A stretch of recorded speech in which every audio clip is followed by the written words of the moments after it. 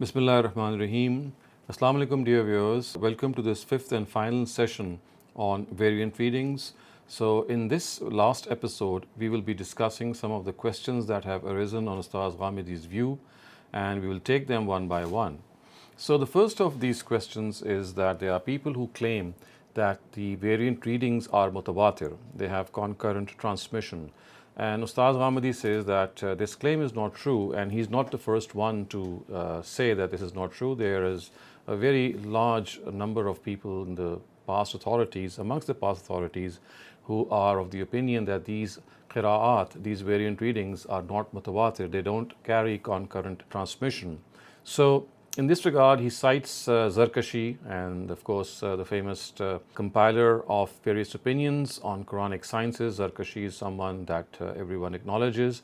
And he cites Zarkashi and he says, in the opinion of the majority, the 7 readings are mutawatir, and one of them is that they are mashhura, and that there is no significance of Mubarad's rejection of Hamza's reading of Wal Arham and Musrakhiyya, nor the rejection of Ibn Amir's reading Qatla Awladihim by some morphologists belonging to the western lands like Ibn Usfur. In this regard, the correct opinion is that these readings are mutawatir from their 7 respective readers. As for their tawatur from Prophet Muhammad is concerned, it is questionable. This is because the chains of narration of the readings of these 7 readers are found in the books of Qira'at, and they constitute one person narrating from another, not fulfilling the conditions of tawatur in the upper and lower sections, as well as the middle ones of the isnad. And this is something which is found in their books and partly referred to by Shahabuddin Abu Shamma in his book Al-Murshid Al-Wajiz.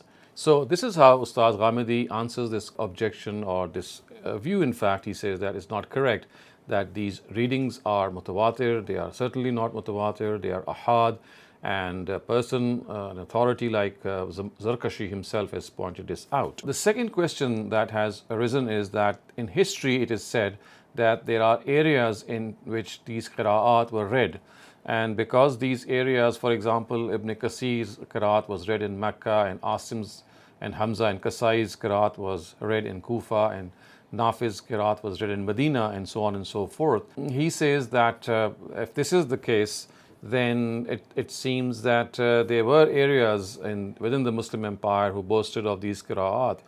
So the answer given by Ustaz Ghamidi to this question also is that when people say that these were the centers of the qira'at of these reciters, it does not mean that the whole area was reading the qira'at. All that it meant was that the scholars of that area, because they had entertained themselves, they had involved themselves in these variant readings, so they were the ones who were reading the Quran in these various formats, not the common man. So when it is said that the qira'at of Ibn Kasir prevailed in Mecca, it does not mean that the whole of Mecca was actually reading Quran on Ibn Kasir's qira'at. All that it means that it was basically in scholarly circles in Mecca that Ibn Kasir's qira'at was being read. So in all such circumstances, we have to understand that the stress is entirely different.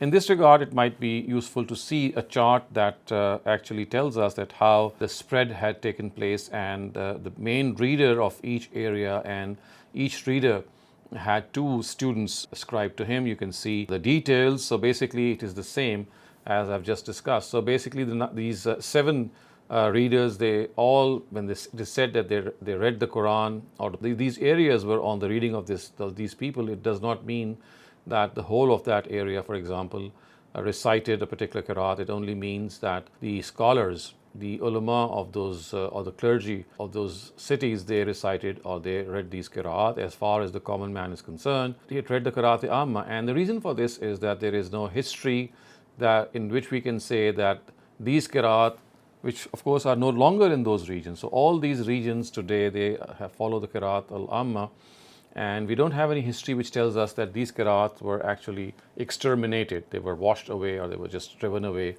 and it was replaced by the Qira'atul Amma. There is no such record in history anywhere that we can see.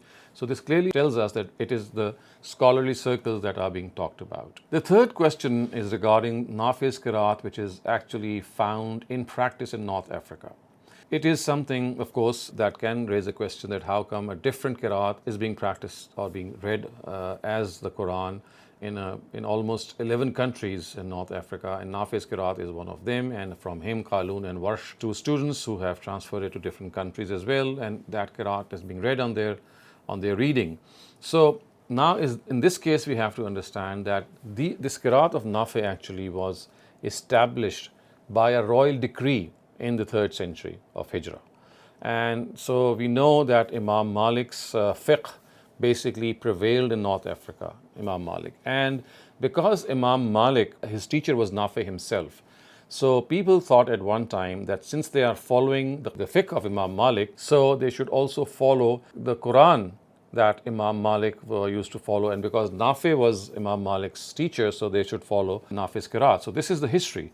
And according to Abu Sayyid al-Dani, it was Abu Abdullah al-Talib, who died in 275 Hijrah, who was himself a student of Imam Sahnun, who during his tenure as the Qazi of Qirwan directed Abu Abdullah Muhammad ibn Barghus, a teacher of the Quran at the Mosque of Qirwan, to teach no other reading than that of Nafi. And it may be noted that Ibn Barghus himself was a student of Abu Yahya Zakaria ibn Yahya al-Baqar, who was a student of Nafi and had come over to Africa to introduce his reading. And this was a landmark event, considering the fact that in those times the Qari held a great sway on the Qazi, of course, justice or the Chief Justice. He held a great sway on the religious milieu of a country. So basically it was this royal decree dictated by a Qazi. The fourth question that arises in this regard is that why is the Qira'atul Amma dubbed as the Riwayah of Hafs, or the Qira'at of Hafs? So in this regard, Ustaz Ghamidi says that no doubt it is called the Riwayah of Hafs, but it should not become a cause of any misconception, because mere reading or intonation is one thing, and reading or intonation in the accent of the Arabs in a pleasing way by giving due regard to technical subtleties like these ways to pronounce a word like imala or tafkhim or ishba, ram and tarqiq. So that does not alter the meaning of the discourse in any way. So these are just ways of pronouncing a particular letters. In this second aspect, which is acquired from the Riwayah of Hafs, so Ustaz Ghamidi says that it is this second aspect which is acquired from the Riwayah of Hafs in this Quran and ascribed to him on this basis. So basically the way he would pronounce the Quran, and he would pronounce it exactly in the lahja of the Arabs, that is because it became prominent as the Qira'at of Hafs. And about him, Abu Bakr ibn Mujahid, the famous authority in Baghdad and the first person to have selected the 7 canonical readings, has specified that he did not teach his own preferential reading, but the very one on which Usman has striven to gather the Ummah on. So basically, Abu Bakr ibn Mujahid says that he did not introduce his own preferences in the canonical readings. All he did was he selected the lahja of the Arabs and he read out the Quran in that lahja. So this is what has been recorded by him. He is the same person who, upon seeing the proliferation of various readings among his people, had said, and we have discussed this earlier. So about Abu Abdurrahman as-Sulami, we know that he had said that the reading of Abu Bakr, Umar, Usman and Zayd ibn Sabit, and that of all the Muhajirun and the Ansar, was the same. They read the Quran according to the Qira'atul Amma. This is the same reading which was read out twice by the Prophet to Gabriel in the year of his death. Zayd ibn Sabit was also present in this reading called Al-Arda al-Akhira. It was this reading that he taught the Quran to people till his death. It is this very reading that is written in our codices of the Quran. Not a single bit of evidence can be furnished from history except the endeavors of Usman and Hajjaj ibn Yusuf to unite all Muslims on one Quran, in which a scholar used his influence, or a ruler or a qazi used political power to impose the Quran among the Muslims, the way it was done, as I said earlier on, in North Africa. It was this Quran which the Prophet and his successors gave currency to among the Muslims, and it has remained in currency ever since. So when the readers of the Muslims compiling their preferences in readings, and when their hadith scholars were collecting the reports of Ilm al-Khassa, and their jurists and exegetes were solving the difficulties of the Quran through them, Muslims were reading this very Quran in the whole world. At the end of the 1st century Hijrah, when they entered India, they entered while reading it, and when they landed at the shores of Java, Sumatra, Malaya, and other islands of the Far East at the end of the 8th century AH, it was this very Quran which was in their hands, and God willing, this is what Ustaz has read. As far as the fifth question is concerned, It is about the opinion of Abdullah ibn Masud's view that the Mu'awwizatain, or the last two surahs of the Quran, Surah Falaq and Surah Nas, they are not part of the Quran and they are just supplication. So this is a view ascribed to them, and which means that Abdullah ibn Masud radhiyallahu anhu actually said that basically the Quran ends on Surah Ikhlas, which is the 112th surah, and the last two surahs, Surah Falaq and Surah Nas, that we have today in our codices, they were never part of the Quran. So Ustaz Ghamidi says that basically it seems that we have to understand in this regard that the Quran has ended at Surah Ikhlas as far as its content is concerned. So this is all that Abdullah ibn Masud must have said, that well, the Quran ends as far as content is concerned with Surah Ikhlas, and the last two surahs, they form du'as.